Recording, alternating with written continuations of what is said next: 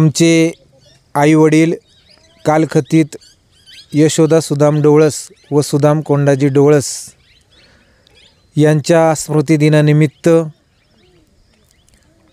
त्यांच्या पुतळ्याचे अनावरण तसेच त्यांचे स्मृतिस्थळ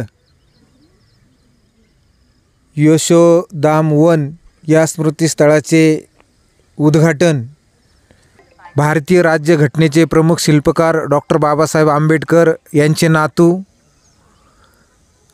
भारतीय बौद्ध महासभेचे राष्ट्रीय कार्याध्यक्ष तसेच समता सैनिक दलाचे राष्ट्रीय अध्यक्ष आदरणीय डॉक्टर भीमराव यशवंतराव आंबेडकर यांच्या शुभ हस्ते संपन्न होणार आहे।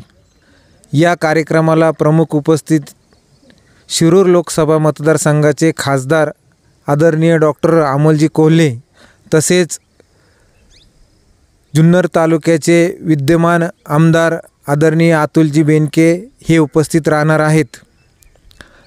बुधवार दिनांक 28/8/2024 रोजी सकाळी 11 वाजता या पुतळ्याचे अनावरण रमाईनगर रानमळा बेल्ले येथे संपन्न होणार असून पावसाअभावी उर्वरित कार्यक्रम आराधना मंगल कार्यालय या ठिकाणी घेण्यात येणार आहे।